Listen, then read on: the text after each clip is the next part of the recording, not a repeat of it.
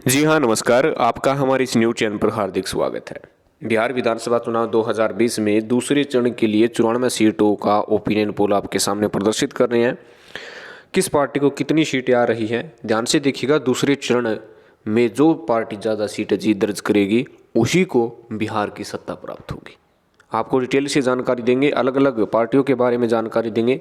अगर चैनल को सब्सक्राइब नहीं किया तो कर लीजिएगा, क्योंकि महत्वपूर्ण जानकारी आपको इसी चैनल पर मिलती रहेगी। ये देखिएगा, भारतीय जनता पार्टी को जो एनडीए गठबंधन की तरफ से 20 सीटें मिलती हुई नजर आ रही है। दूसरे चरण में, हम दूसरे चरण की बात कर रहे हैं, 94 सीटों की। भारतीय जनता पार्टी को 20 सीटें मिलते हुए साफ तौर पर सर्वे के आधार पर जो रिपोर्ट आ रही है, उसी के आधार पर हम आपको बता रहे हैं। 20 सीटें मिलती हुई नजर आ रही है। जेडीयू की बात करें तो जेडीयू को 17 सीटें मिलती हुई नज़र आ रही है। कहीं ना कहीं बीजेपी और जेडीयू के लिए झटका पड़ा है, क्योंकि सीटों का जो जीत की बढ़ोतरी के रूप में जो सर्वे का आंकड़ा है, उसी के आधार पर हम आपको बता रहे हैं कि दूसरे चरण के लिए सीटों की बढ़ोतरी नहीं कर पा रही है। कहीं ना कहीं भीतरघात की आशंका व अपनी ही पार्टी के जो नेता है, जो बगावत हो करके जो दूसरी पार्टी में शामिल हुए हैं, निर्दलीय चुनाव लड़ा है, उससे भाजपा और जेडीयू पर ज़्यादा इफेक्ट अवश्य पड़ा है। ये देखिएगा, अगर हम महागठबंधन की बात करें तो यहाँ पर तेजस्वी यादव के नेतृत्व वाली आरजेडी पार्टी को 38 सीटें मिलती हुई नजर आ रही है। सर्वे की रिपोर्ट के अनुसार 38 सीटें, 94 सीटों पर दूसरे चरण का मतदान होता है, मतदान होना है, और 38 सीटें मिलती हुई नजर आ रही है।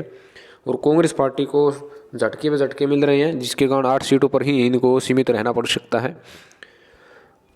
और आपको बता दें कि जो महागठबंधन की अन्य पार्टी है, सीपीआई या भाकपा माले, उन्हें 3 सीटें मिलती हुई नजर आ रही है। कहीं ना कहीं महागठबंधन एनडीए गठबंधन से अधिक सीटें दूसरे चरण में लेता हुआ नजर आ रहा है।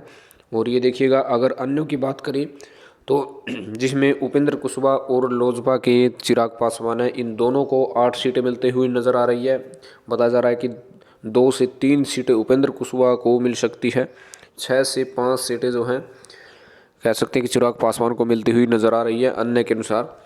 और अगर टोटल की बात की जाए तो 94 सीटों पर होने वाले दूसरे चरण के चुनाव में महागठबंधन को 49 सीटें मिलती हुई नजर आ रही है, और एनडीए को मात्र 37 सीटों से संकोच करना पड़ सकता है। तो ये है, देख सकते हैं आप। सबसे पहले सबसे तेज सर्वे आपके सामने स्पष्ट कर दिया। दूसरे चरण का भी हमने स्पष्ट किया, पहले चरण का भी और तीसरे चरण का भी। आपके अनुसार क्या लगता है कि अब की बार बिहार में किस पार्टी की जीत होगी? आखिर जनता जो तय करती है, नेताओं को मानना पड़ता है। आप अपनी प्रतिक्रिया कमेंट बॉक्स में जरूर डालिएगा। धन्यवाद।